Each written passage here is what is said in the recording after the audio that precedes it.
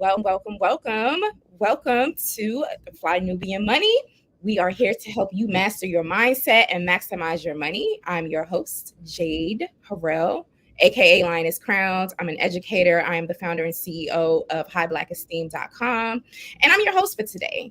And I saw some folks in the comments already. Y'all seem to be, kind of wound up around this topic. So today we're talking about what maybe shifting dynamics in the dating scene between Black men and Black women. In a moment, you'll hear from a woman who says that dating Black men is just exhausting and she's just open to dating other races. So we are going to have this conversation and we're going to relate it back to finances, but also, whether Black women and Black men, are in danger in terms of these relationships. But before we get into that topic, I definitely want to introduce the queens on the panel. We are here with Dr. Lene Javette. She's a monetization strategist and business coach. Hey.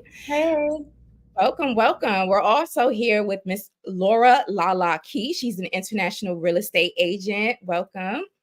And we are here with our queen, Athena Gardner. She's a CPA and women's wellness coach. So, ladies, we have this topic today. And a lot of Black women in the dating pool are saying that dating Black men is exhausting. They want 100% from you or from us, and they're not willing to give the same thing. They want the benefits of being married and all of these extra benefits without actually being serious. And so there's a viral video that sparked this conversation. We've seen the video. We're going to show the video. But in the meantime, while we're queuing up the video, we do want to invite the audience to make sure you subscribe to our channel and know that we're here weekdays at 1 p.m. Eastern Time at Fly Nubian Queen TV's YouTube channel. Be sure to text the word Queens to the number 87948 so that way you will be notified when we do go live. All right, who wants to start? Let's just do a first round of feedback and then we'll get into the video and we'll debrief that. I'm going to start with Miss Athena because you're smiling real hard right now and rolling your eyes, by the way. So what did you think about this topic? Oh, you're muted. I was like, I just want to be able to just share my perspective and still be loved. Okay. I just want to preface by saying that I do think that, and we're going to go more into the video, I do think that the dating climate is very contentious, especially as someone who is currently in that climate. The one thing I do know, and I want us to explore this further, is that there is this fallacy that the issues that people are experiencing are exclusive to Black men, which I don't think is true. I think that applies to all men. Like, I don't think race is a delineating factor in what this woman is going to be saying. I think that a lot of Black women, we tend to be late bloomers when it comes to dating. And there's certain things that are just par for the course. But because we mostly date Black men, we think it's just exclusive to them, and it's not. It's across the board. Got you. Thank you so much for that perspective. And you are loved. You are always loved. Dr. Lene, what's your take on this topic? Are Black women giving up on Black men? I don't think so. I think it depends on which Black women you're talking to. Are there issues in dating? Yes. Are there issues between Black men and Black women? Yes. But I think that as long as we're pointing fingers at who did it and why and what, we're never going to solve the problem. And I do think that it can be solved. So I think that some women may have given up on the Black man, but I think that it goes both ways. But I also think that there's solutions. And so hopefully we'll get to some of those today. Thank you so much for that. And Lala? Well, I think I'm the weird one of the bunch today, but I also have a good take on it as well, meaning that I have been married for almost 31 years. And I've been with my husband longer than us being married as well. We met in high school. So most of my friends kind of look to us as, how did y'all do that when it was a different situation? We had so many things in common from the very get-go. However, I do have a lot of great friends, just beautiful Black women who are single and are looking for partners. And so we do discuss their frustration with dating Black men, and some of them feel like they're not emotionally available to them, but they're not shutting them out. They're just trying to figure out how to get the communication going so that they can glow up together instead of being nitnacky toward one another. Because I'm in my 50s, so most of my friends are of this age, 40s and 50s as well, and many have been in relationships before. So where is the disconnect in here? When do you want to play? When do you want to get serious? You have to get to the common foundation before you can move on. Thank you for that. Thank you for your take on that. So I have a really close friend of mine, and she will remain anonymous. And she wrote me. I sent her this video that we're about to watch shortly, and she wrote me back in response to that. So I'm going to read her response with her permission. She said, from 2017 to 2020, I really tried with Black men. It's just exhausting. My casual white partners treat me better. When I got my surgery, I had 3 of them, one who I only had one date with, and it wasn't a match, offering to grocery shop for me or come over and entertain me. Last time I had COVID, one sent me a care package. Another one I've been messing with on and off for a year, who currently has a girlfriend, comes over and takes care of me when I'm sick. When I was on spring break, he took me to the Hudson Valley for a few days. Another ex of mine, who should have married, but also just out of a relationship, would pick me up and drop me off everywhere I went, even if he wasn't going. It wasn't in a controlling way. He just didn't want me getting on the train or into a car if I had been drinking. It's sad, but casual white partners have treated me better than any Black man I've been in a relationship with. That made me really sad when I got that, because it's just like, wow, that's never been my experience. I only date Black men. I've only dated Black men.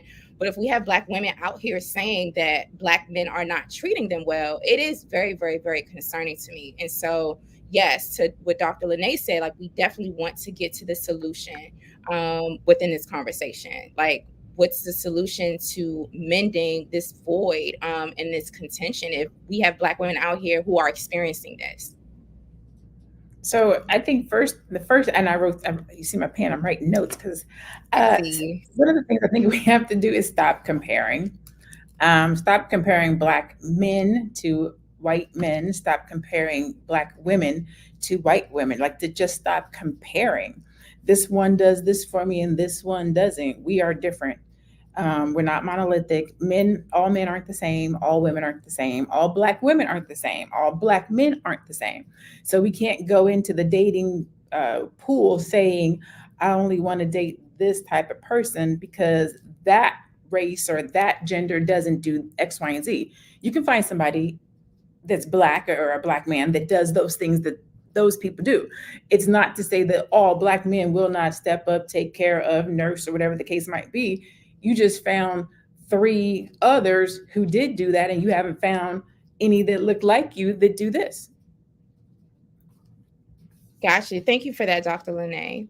So let's take a look at the video and we'll continue on with this conversation. If you all are just coming in, we're talking about whether Black women are giving up on Black men. You're tuned into Fly Nubian Money, where we help you master your mindset and maximize your money. So we're going to take a look at the viral video that sparked this conversation, and we'll give more commentary. I'm aware that I'm going to get a lot of hate for this, but I am so effing tired of the amount of emotional labor that comes with dating Black men.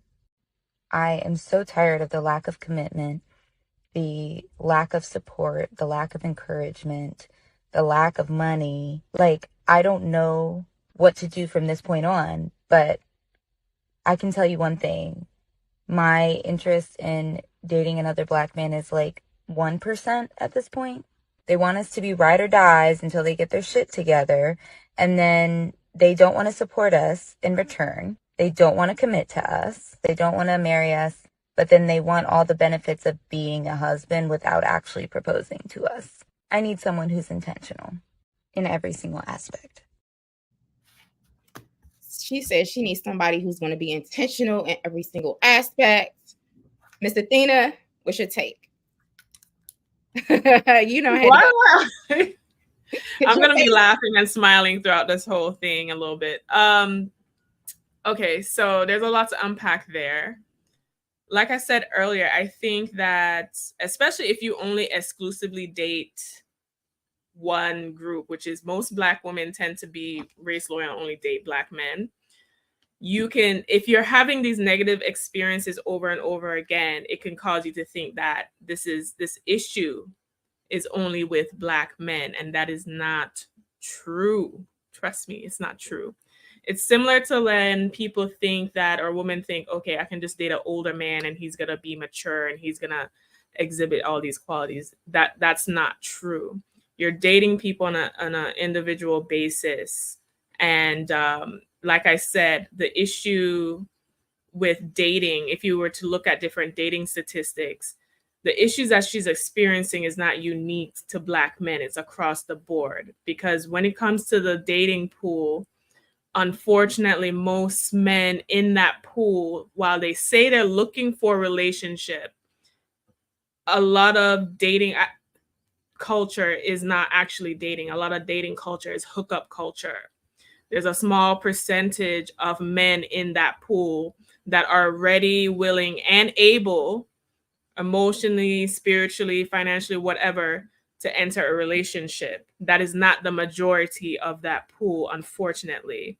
So if you're dating exclusively Black men and you're having these negative experiences, which you would have had dating other races of men as well, then you'd understand that this is not just a unique thing.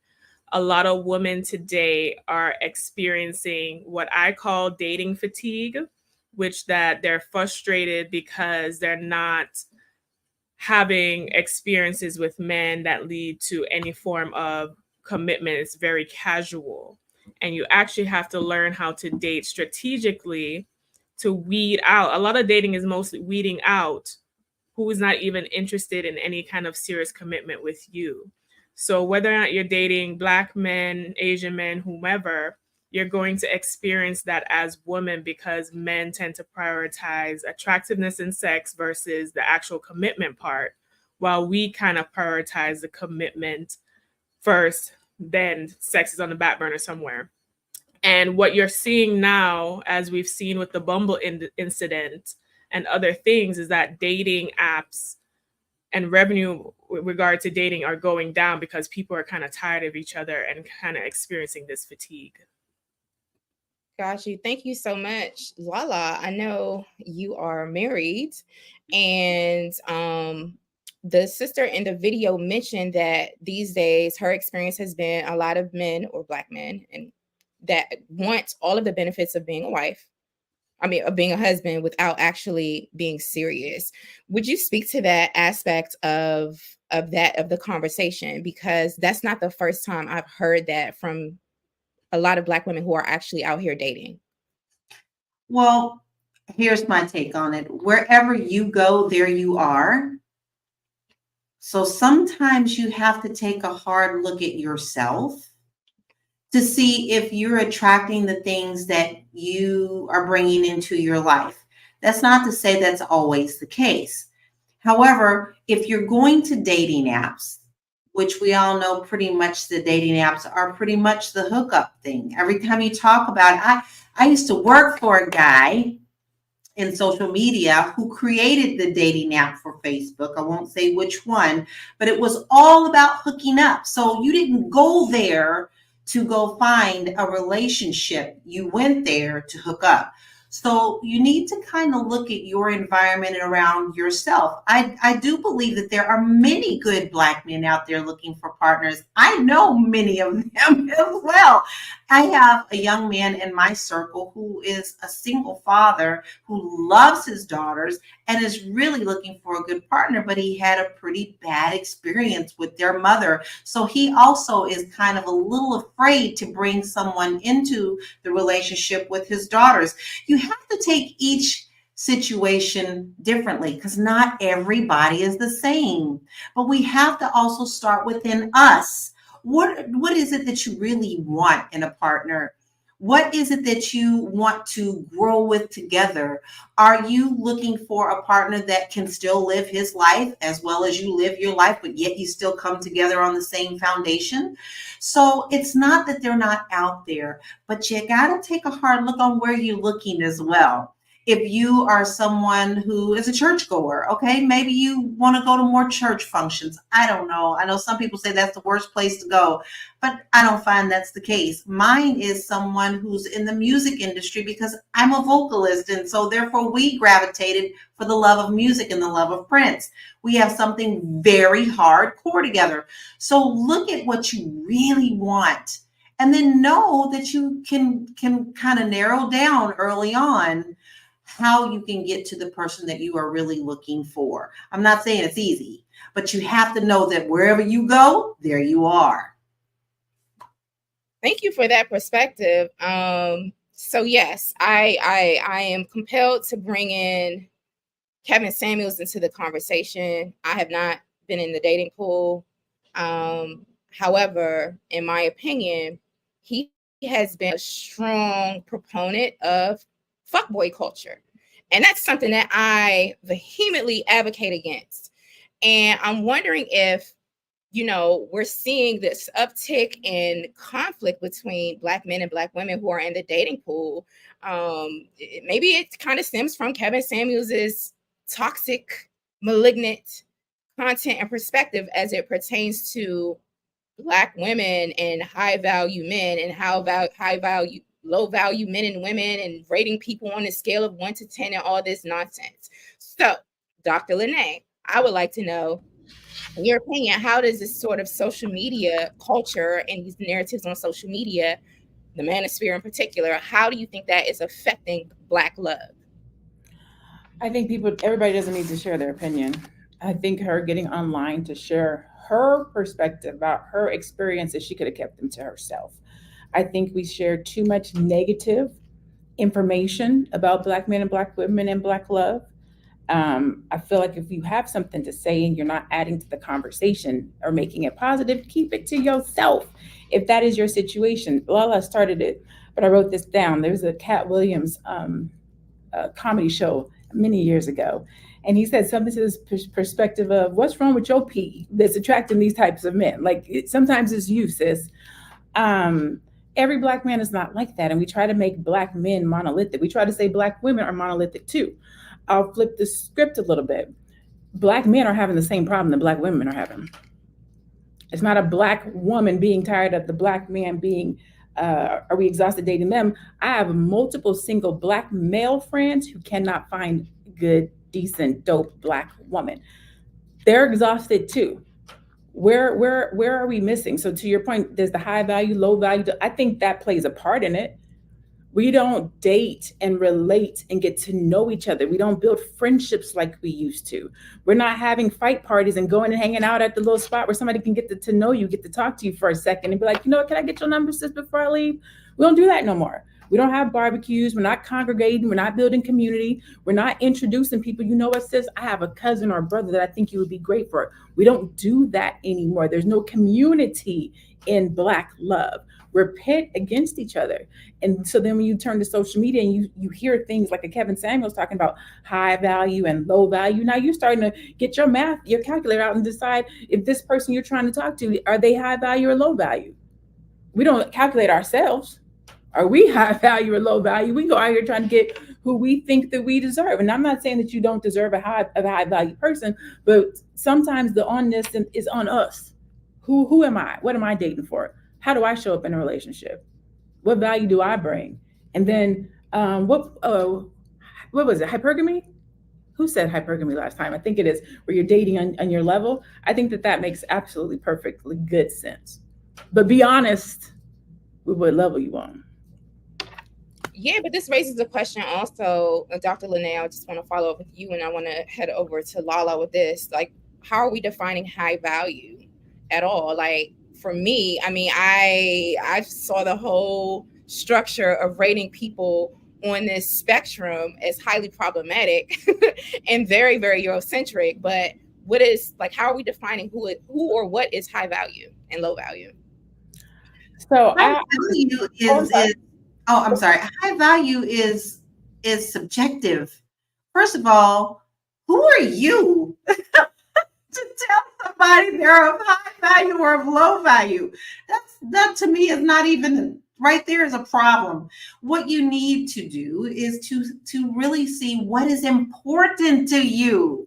What is the most important to you? What is something that you want in your life with a partner? Like me, I knew I wanted a man who wanted to have a relationship and wouldn't look outside of our relationship for any other love. I wanted a man who was going to be able to communicate with me on the level that we were at the time and build. Hey, honey, we had ramen noodles a many a night. We look back on that and now we laugh at that and go, hey, if we ever had to go back to ramen noodles, we'd be okay. But we were sharing that ramen noodle. You hear me? We had the struggles together. I knew that I wanted to grow with someone. I knew that I wanted someone who had the same values that I have. So it's not about who's higher and who's low. I think that's just completely disrespectful to people as a humanity to say that someone is above someone else. It is what you want in your life that is the high value. Don't label someone already out the park, because you really never know someone's heart until you really get to know them and take the time to know them. So know what you want in your life and be really okay with that. Never waver from it, because if you waver from it, that's when you start having problems. There's not to say that there's not some give and take, but don't immediately label somebody just off of what you just assume within a week or two, high or low value. I have a problem with that. Thank you so much for that. Yeah, and Dr. Lene, my bad. I said Dr. Lene, and then Lala, so I said it at the same time. So my bad. No, it's okay. I'm glad that she did go first, because I do think that there is high value and low value. I do think that there is. Now, I do believe that as individuals, we get to determine what's high value and what's low value. But I do think that that exists, right? I think that the problem is when you walk around as a human being, a man or a woman, not understanding which one you are. Okay. A, but B, also recognizing and realizing that there's something you can do about it. Like, you don't have to be a person.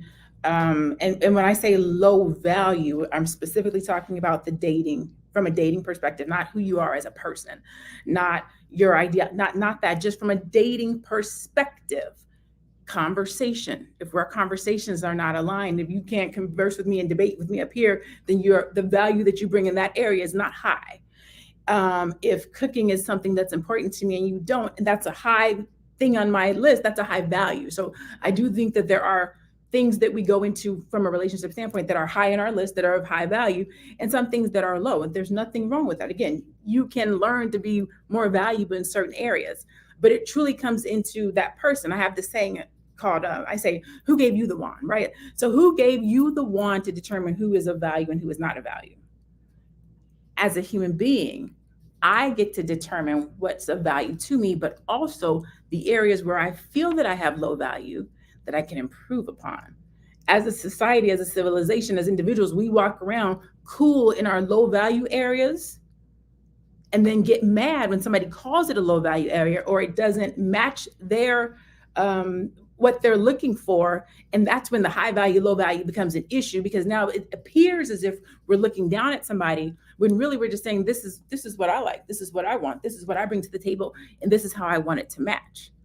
I think when you have shows or conversations like a Kevin Samuels, where you're talking demeaning to somebody and you're making their life situations be low value versus somebody high value, I think that that's where the conflict comes and it becomes a negative.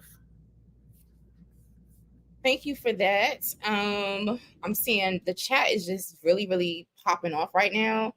When I hear the term low value and high value, I'm thinking about this Kevin Samuels, these metrics like, oh, if she has a tattoo that brings down her value, or if you have, you know, if you have tattoos, if you have children, if you've been divorced or whatever, like all of these, it's like a checklist of things, and that he was using to determine what's high value and what's low value. But thank you, Dr. Lene, for that perspective, because you're talking about in terms of what's valued and valuable to the person. I see in the comments that James Baker has some really great questions here, that his perspective is, you know, on what is determining high or low value. He says, one, what do I want? What's the vision? What action will I take? How can I get in the way? What am I going to hold myself accountable to? It's like, those are questions that he, you know, uses to rate whether something is valuable to him or valuable or not. I'm seeing comments about how Black women have, Linda says the dating pool is toxic because of single Black women. And Linda also says single motherhood has ruined our Black race. This is very interesting. There's a lot of stuff going on the comment section. So y'all continue to engage in the comments. We like putting those up on the screen. We like hearing a variety of perspectives. And we also would like to remind you all to text the word Queens to the number 87948. That's Queens to 87948. So you'll be notified when we do go live, and you'll get the link. You'll also be informed when we have special events and special offers. So with that said, I'm going to turn it over to Athena. What's your perspective on this high, low value conversation? Are these social media narratives and perspectives ruining or benefiting the dating pool? Well, as someone who is a 90s baby and is in this dating pool, I do think that the high value, low value, great value conversation has definitely ruined the dating pool. I think the Kevin Samuels ushered in this whole culture of rating people and assessing people that really isn't beneficial. Because even if you look at the standards that he was setting for men and women to abide by, one, most women, the average person is not ranking on that, if we're being honest. And then two, he didn't even fully comply with his own standard, because didn't he die on top of a woman that was like short, overweight, and all this other stuff?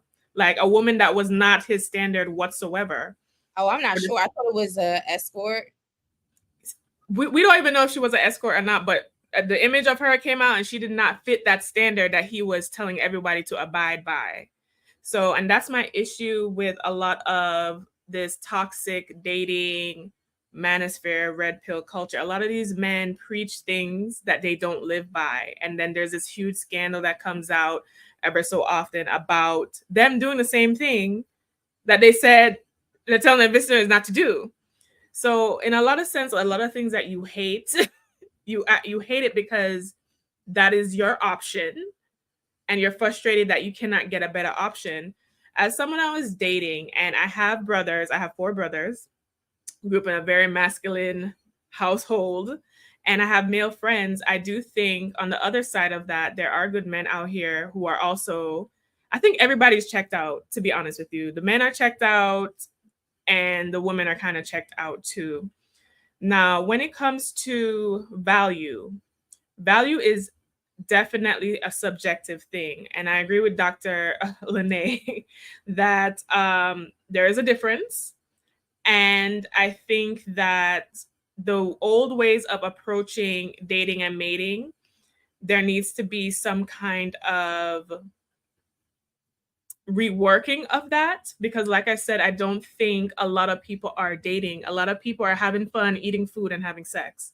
They're not courting or going through a courtship process, actually vetting people of interest. And when it comes to dating, especially from the woman perspective, because me and my brothers, we've actually talked about this. The benefit a man does have is when he decides that he actually wants a committed relationship. There are a pool of women who are ready for a committed relationship, versus when you are a woman in the dating pool, a lot of the men are there not for the commitment. So your levels of assessing and filtering out is going to be a more difficult process. The man's difficult process is just actually having a woman being interested in him. And even with these dating apps, a statistic is only 1 in 10 couples met on a dating app. So if you're throwing all your eggs in a basket in an app, only 10% of people actually date and marry from the app. So I do think that we need to go back to traditional methods of actually meeting people, actually going through associations, of actually, going through meeting at the cookout and all these things. Technology has disrupted a natural process and has already made the unnatural process of dating even more difficult, in my opinion. I'm not on an app because it only took me 2 months to realize that this was just not for what my goals are. This is just not where it needs to be. And I think that, to be honest with you, people who are on the apps, and I can understand the convenience in your working schedule, but I find the people on the apps to have very low energy. The men are putting in, it's low hanging fruit, it's low effort. I do think we just need to get outside and meet each other. Absolutely. But I agree with Dr. Lene in the sense that we're also inaccurately assessing ourselves, as where, a lot of us think we're better than what we are. I've seen that within my own family of, I hear a lot of guy locker room conversation of them picking apart women, single mothers, all this type of stuff. And I've actually give them the reality check of where they are at on the scale. So I think that's something we need to look at as well. Very interesting. Thank you for that, Athena. I know that there's a lot going on with online dating. I have never been on a dating app ever, and don't plan on going on there. I just don't like the idea of meeting people from the internet and bringing them into my personal life. I believe that, hey, God, and it could work that way on a dating app or online, but God will bring the right opportunities and experiences into my life at the right time. So yes. So listen, there are many statistics I'm seeing from the Pew Research Center that have been on the screen. This one says 53% of adults under 30 have used a dating app. 37% of adults 30 to 49 have used one. And the older folks get, the less, the numbers decrease in terms of the percentage. But I do know someone who is 90 years old, who shall remain nameless, and is on a dating app. So there are older folks out there as well, because people want companionship. So I'm not judging it. It's just not for me, but they're out there, and there's so many different apps for so many different things. Speaking of apps, really quick about the dating app situation. Dating apps are not bad if you know what you are doing, right? If you are using dating apps to date and be safe while you are dating, then dating apps are cool. I was using dating apps a long time ago, probably before I moved to Arizona, so 2005, 2006. I have dudes who I am cool with to this day, right now in 2024, who I met on a dating app in 2005. One of my closest, at least 5 dudes all across the country who I'm still cool with today. Have my back. This Tiffany's necklace I got on right here from graduation comes from a dude I met online 2005. We are still cool to this day. He helped me push me towards my master's. And when I finished, I got my PhD. He sent me this for graduation because he's big on education. You can meet some good people online, but you got to know how to decipher who the good people are, and you have to be looking for friendship. Some of the problems I think that happen with the dating apps is people are looking for a relationship too quick, too soon. Just because you meet somebody on a dating app, you got to use the same rigmarole, the same rules of engagement. Let's be friends. Let me see who you are. Let me see your true color. Who are you? Let's talk. You got to use the same thing. Just because you met them online, that doesn't negate having to get to know them and seeing if these are good people. You still have to go through those processes. People use dating apps in belief that it's going to rush the process, and it doesn't. And then that's when you end up with P in the dating pool. Yeah, that's how they market it, right? eHarmony and all of those other websites is marketed yeah, you can come over here and we'll scientifically use some metrics to help you find your soulmate. Listen, I know who's not on the dating app. Her name is Vivica Fox. Vivica Fox said, hey, I'm up in age. I'm not going on no dating app, but I am taking applications because I want a new boyfriend. And they can go over here to this website and apply. So as you can see, this is Vivica right here. She says at the age of 60, she is finally looking for a husband and is taking boyfriend applications. Quote, I'm not getting on an app. He must be fun, loves to travel, not intimidated by who I am, and lets me spend money going shopping, open to all races, end quote. So, Miss Lala. Yes. Miss Vivica said she is taking boyfriend applications. Is this a great strategy? No, no, because you know what? You're going to get all kinds, and you're not, once again, you're not going back to the basics. Listen, we all here have said we have, just within the four of us, we all have said we have friends looking for love. It used to be where people like us, the ones who knew that, would be like, hey, George would be great for Athena. I would love to be able to see those two get together and see if they would make it work. You know, there's nothing wrong with being able to talk to people in your own circles who know you and also know someone else. Like my niece is great at that. We call her the matchmaker. When she knows that two people are going to, she's like, oh, they'll click. And every last time they end up being great couples. We have to look at our own communities. Now, Vivica can do whatever Vivica wants to do. To me, taking applications, it sounds more like a job to me than wanting to be something serious. People see that as a joke. And if she's really serious, then why don't you get down and dirty with it? Let's start really looking at your circles. I don't need a website to put in an application to be your girlfriend or your wife or your friend, and for that matter. Let's get back to the basics of going within your circles and talking to the people within your circles, because 9 times out of 10, they may have someone that fits you perfectly. And I'm still for that. I just came from that community. You know, that's my community of growing up. Susan would go good with George or blah, blah, blah. And usually when you have those people, you know their heart and you don't want to see either one of them hurt, you do tend to present the right people to the right time. Does it always work? No, but you try. And most people that I have put together have either gotten married or still together or just decided, no, we just don't fit. And that's okay too. Thank you for that. Listen, Dr. Lene, Vivica's taking applications for a boyfriend. It doesn't seem like the requirements are set very, very high. I could imagine Prison Bae or Jail Bae. I remember Prison Bae we talked about the other week. I could imagine him applying for that job to be her boyfriend. So my question to you, Dr. Lene, is do you think the application process is rigorous enough for Miss Fox? And what sorts of things should we be looking for when we're looking for boyfriends or putting out these applications? Oh, you're muted, Dr. Lene. But you are a great strategist. So I definitely need to know the requirements.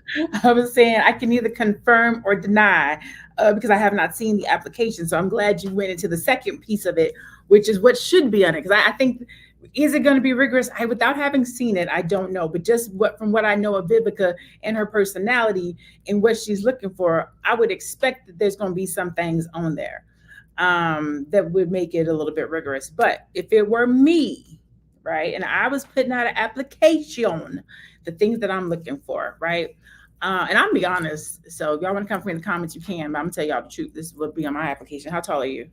Because that's important to me, right? I'm 5'9", I'm about 2+, and so you know how tall you are, it plays a factor. I wear heels, and so I'm about a good 6 feet in my heels, and I don't want to be the tall one.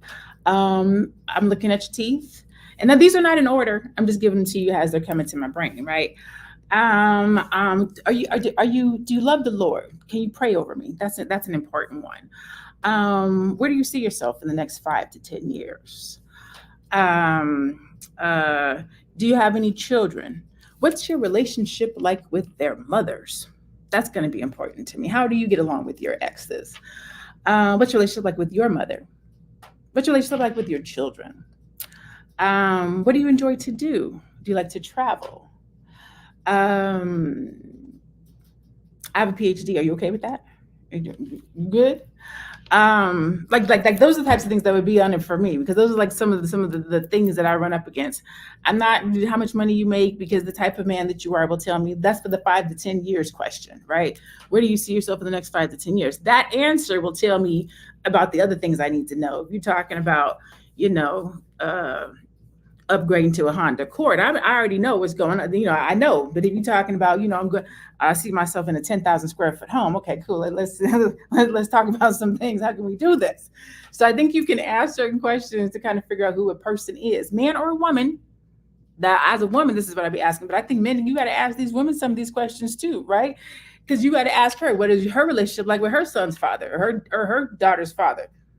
It's not we put a lot of emphasis on what women should be asking men, but men should be asking women some of these same questions, because we are not above acting a plumb fool, showing up crazy in relationships. Both parties should be asking questions, interviewing, seeing what 2 minis of Black men have had babies with crazy women, the same way that we as beautiful Black women have had children with crazy men. We don't take enough time. I'm gonna raise my hand. I was about to, thank you, Lord. I was about to convict myself. We don't take enough time to get to know the person that we're getting into a relationship with. And I'm raising my hand because I met my son's father in August and I was pregnant in October. That was the conviction as I was getting ready to say it. We don't take, luckily for me, it's a blessed situation. Me and my son's father are cool. That's my homeboy, it's my best friend. We still talk today for 2 and 3 hours. My son will be 24 next month. We cool, we get along. We co-parented amazing. I picked a great one. But I have had relationships where we sped past the friendship and the relationship was raggedy. Had we put more time in getting to know each other, asking those questions, having not an interview, but asking the right questions, things would, I think, have gotten better. So hopefully she does have a rigorous process where she's asking those questions. At 60, I think she better knows who she is, what she wants, and can communicate. Thank you so much. Mm-hmm. Wonderful. Thank you. That is a great list. It seems very well rounded, Dr. Lene. There was a lot on there. I do want to see Ms. Vivica's application. So let's talk about money, because you brought up a lot of points about money, Dr. Lene. Athena, do you check credit scores?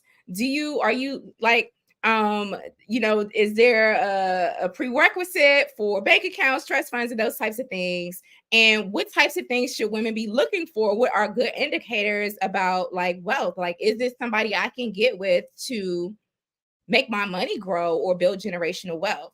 What do you think? You're muted. Sorry, we need to get better with that. So Vivica did say she needed a man that will allow her to shop, honey. So knowing her and her being a celebrity, I do think that will be financial aspects of relationships will be a consideration. I actually think Vivica should have worked with if I was in her status, I would work with like an actual matchmaker versus like trying to just put this out there, because it kind of makes her look a little bit desperate. And I know she hasn't been able to recover in her love life since 50 Cent. So I know that's been a hard bar to top. As a CPA, and I do discuss this with women, the financial aspects of relationship when it comes to their money. And it is important to consider a man's financial, not only his financial background and how much money he does have, but his habits around and his mindset and his thinking around money and how that applies to you and your relationship, and also your goals in creating wealth. Because I also teach this in my course, the 3 ways women historically and currently still acquire wealth is either through family inheritance, marriage, or on their own career or business. So those are the 3 ways. So if you weren't born into money by a rich family, or if you have not married wealthy, and within the Black community, the chances of doing that is very low, then, your ways and pathway to wealth is going to be you creating wealth on your own and hopefully your partner. I do think that hypergamy is a necessity at this point, because not only from the financial aspect, so dating at your level, financially or above, but also when you do date men who make less than you, there's other negative aspects that tend to happen in the relationship, because how he feels about it is not going to be positive, and that's going to be something that's playing out in the background of your relationship. I've experienced that, and I've also seen that. Every professional woman I know who make more than their partner have certain issues that they face that negatively impact their relationship, because they have to do this extra work and massaging of their partner's ego to make them feel comfortable around their lifestyle or the life that they have together, because she is the breadwinner. So if you want to just cut that off completely, cut that issue out completely, that's my recommendation. And I do think that from the standpoint of men, they do feel better when they're able to do for you. I think a man does want to add value to a woman and to your life, and they start to question that when you don't. Thank you for that. And I know Dr. Lene said one of her questions is, hey, I have a PhD. You cool with that, right? Because that can kind of be a thing. Dr. Lene, I kind of wanted to circle back to you. Oh, and then Lala as well. I see that the chat is pretty interesting. I'm not sure what's going on in there, but listen, the chat is very interesting. I want to speak to. I've been reading all these different comments from Linda Anderson. Producer, can you put up the one at 1042? Dear Black men, look elsewhere. Other races of women are better. This generation of Black women were raised to be concubines, not wives. This is very disheartening to hear from a Black woman. If this is literally a Black woman's account, I'm praying that this is a troll and that this is not a legit Black woman feeding this narrative and these lies, because this is inaccurate. I don't know of a single Black woman that wants to be a concubine or was raised to be a concubine. I don't know of a single Black woman that does not want to be a wife. Society, real life, relationships, I'm not even going to say social media, but I can say the government, I can say the system, I can say those things have pitted Black men and Black women against each other. And then we, as a community, have perpetuated it.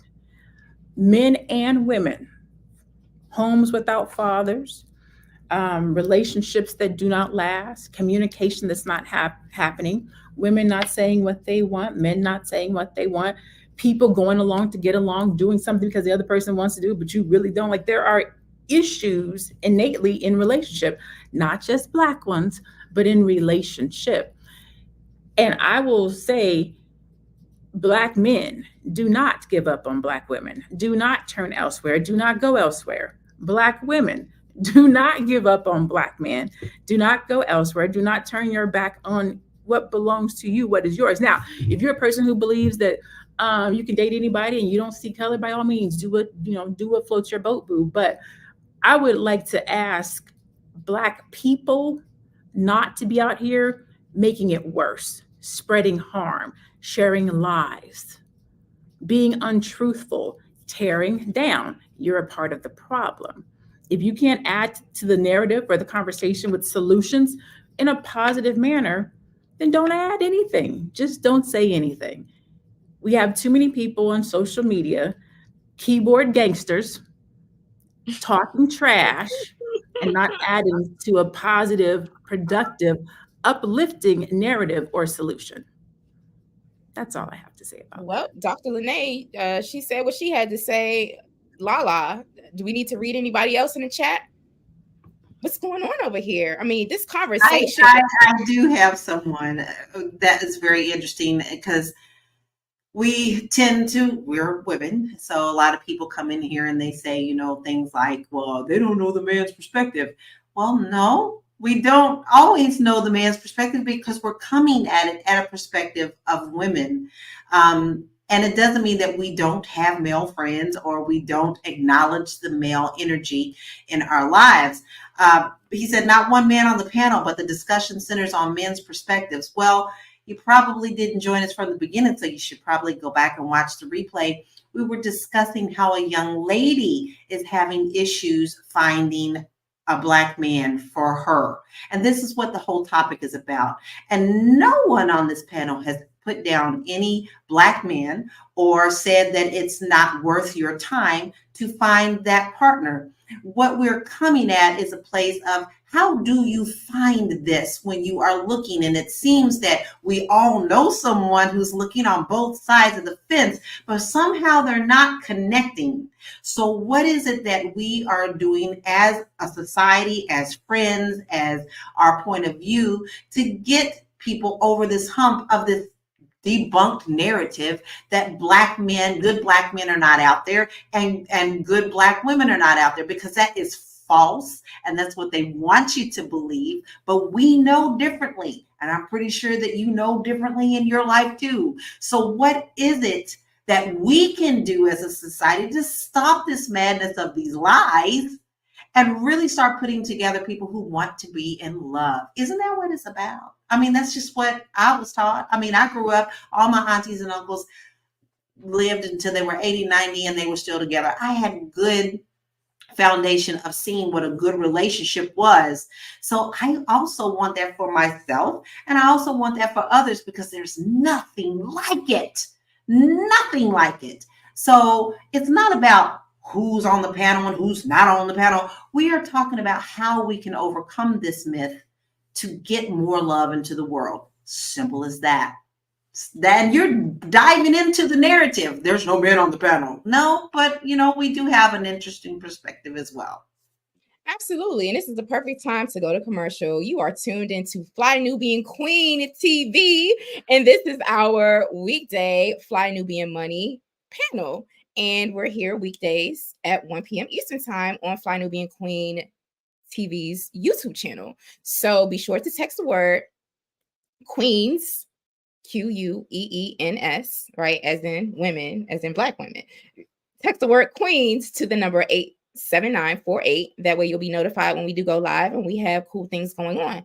And we welcome brothers to come over and share their ideas and be in community with us. But this is a network that definitely centers the perspectives and narratives of Black women. So you're at Fly Nubian Queen TV's YouTube channel. And also you can go over to our website and check out flynubianmoney.com, because we have many programs over there. We talk about how to get your money straight. So y'all tried it though, but it's all good. So with that being said, I don't even know. Let's talk about therapy, because I think that we can't leave this conversation. We talked about finances and mindset, but the importance of mental health support and getting therapy for both Black women and Black men. I want to sort of get your perspectives on that, whether this could be a viable vehicle to sort of bridge the gap and deal with the trauma that is experienced in many within the community. Let's hear from Athena. Okay, I almost bust out my tambourine, because from my experience, I do think from both sides now that therapy is a must. And I don't think that a lot of us use that as a way of introspection and to really get to the root of some of our dysfunctional behavior and lack of dating success. I have met men who have done therapy or said that they have, and I really question the quality of their therapy. And I have met women who have done therapy and dating school and wife school and all these other things. I do think that what is plaguing part of us not coming together is that we do have a lot of trauma as a community. I cannot tell you how many men I've been on dates or I've known who have said or told me things that have been very traumatic experiences that do show up negatively in their dating life, and quite frankly prevented me from even continuing dating them, because not because of the trauma itself, but your response to it and how that would negatively and how it did negatively impact any kind of communication and relationship. So I think that especially because of slavery and all the other factors of oppression that we face as a group, I do think that therapy is a must at this point for success. Thank you so much, Lala. Well, here's what I think. And, I may sound like I've been thrown back into the 40s and 50s. We all have to understand that we have our own issues. And no matter whether it's something that we've seen in our household or something that we have seen around us, maybe you didn't come from the same type of community that I came from. Maybe you came from an area where you didn't see a lot of marriages last a very long time. That does not mean what you saw put around you is your reality. Okay. What people think and what people do around you is not your reality.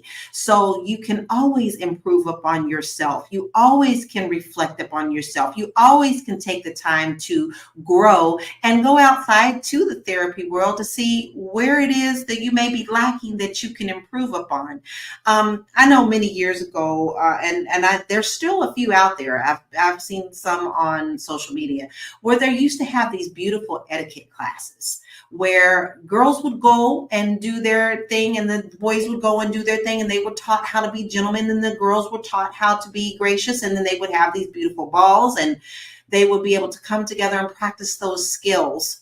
I think that we are lacking in that today, and I would love to see that come back. It doesn't mean that it's old-fashioned, but it does open up a different mindset to how do you start becoming the person that you want to attract into your life. So is therapy a good thing? I say so. I've been to therapy many times to improve upon myself where I know that I've had roadblocks. And not only does it enhance me, but it enhances my relationship with my husband, because now I am a better person so that I can be a better person for him too. So I think that therapy is a good thing all the time in anything that you want to improve upon, because you can be your own roadblock. So get that roadblock out of the way. Thank you for that, Dr. Lene. What are your perspectives on therapy? Yeah, I don't disagree with therapy.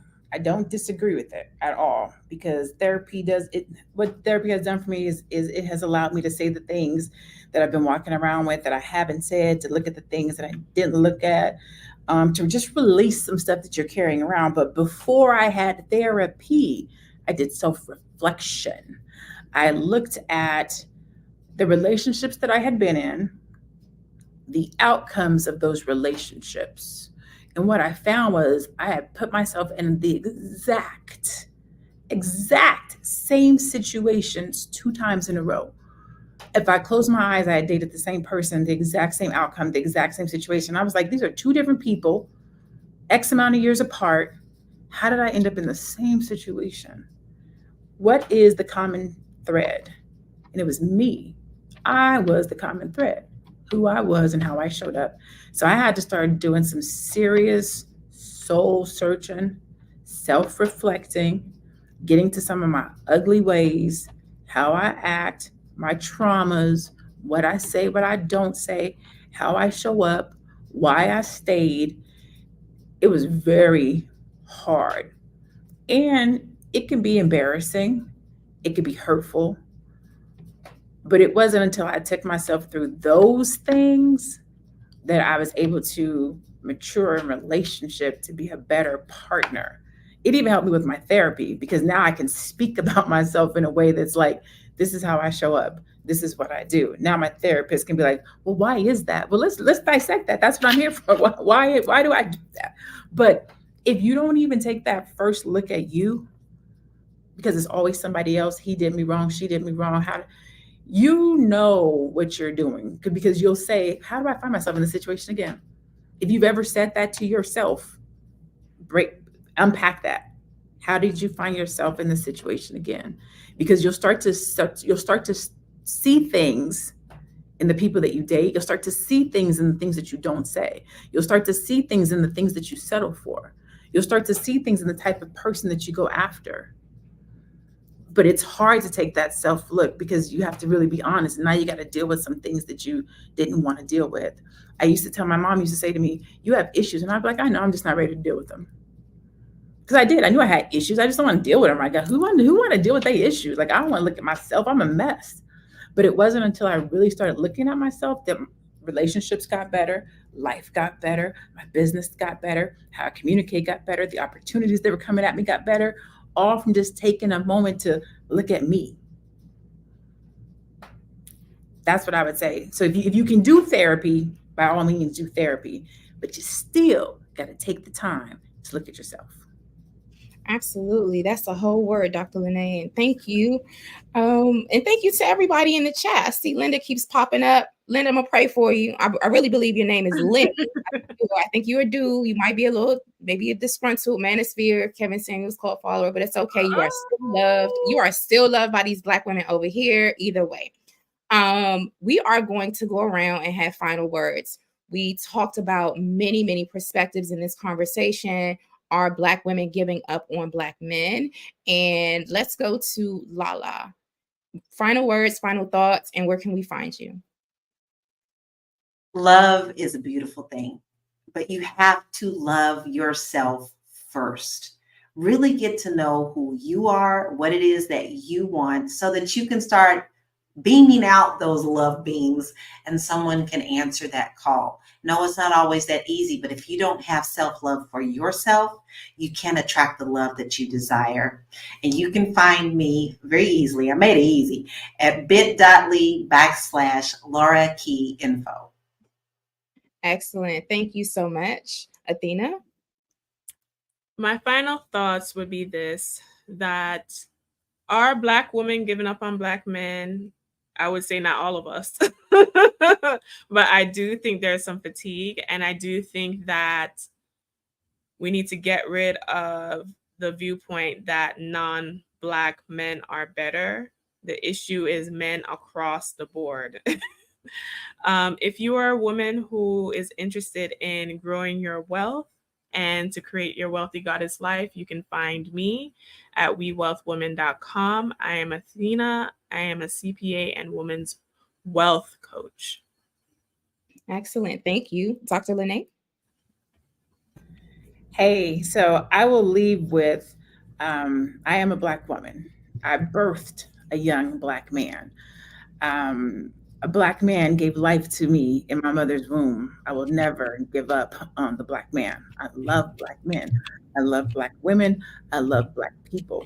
And we have to keep love at the forefront for how we talk to each other, how we deal with each other, how we guide each other, how we relate to each other.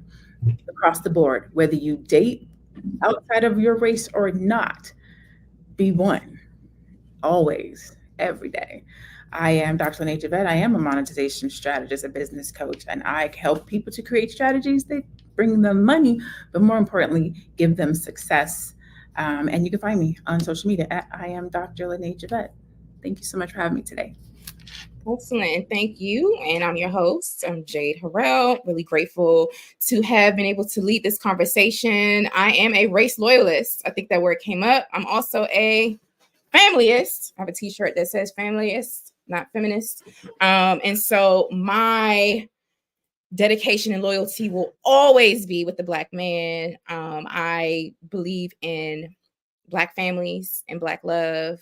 And I learned how to be a good Black woman from the Black women and the Black men in my family. My grandparents, my parents, everybody was married. And so, you know, I was very blessed in that sense. And so I would say just hold the vision and also know that there's nobody in the room but yourself and God. And so when we see people and things, we're attracting certain people and energies into our life, then that's an opportunity for us to check in with, okay, how am I showing up and what is coming up within me that's being reflected on the outside and these people that I'm dating. You all can find me at highblackesteem.com. I do coaching around activists, movers, and shakers in the Black community that want to expand their impact and do service-related projects in the Black community. And so go over to highblackesteem.com and we really get into that. And I also want to do a shameless plug and testimonial. I came up with this brand and I got all of the workings of the brand while I was working with Dr. Lene in one of her courses. So I highly recommend that you go over and check out everything that Dr. Lene has. She will get you straight. She will be a great demonstration of what Black excellence is and take your brand to the next level. I know that for a fact. I want to thank you all for tuning in. Be sure to come over here at flynubianqueentv.com. You will see all Black women on these panels. Okay, it's okay, brothers. You are welcome. You don't have to feel away about it, but if you want to hear the perspectives of Black women that are very, very diverse, come over to flynubianqueen.com. These are our Fly Nubian Money panels. We're here weekdays at 1 p.m. Eastern time, and we always have dope topics. Be willing to hit the like button, subscribe button, and share these conversations with folks. And also text the word Queens with an S to the number 87948. That's 87948. And you'll be notified when we do go live and when we have free offers and stuff. From the bottom of my heart, I want to say, keep Black love alive. And thank you, ladies, and thank you, viewers, for tuning in and tapping in with us. We are so grateful.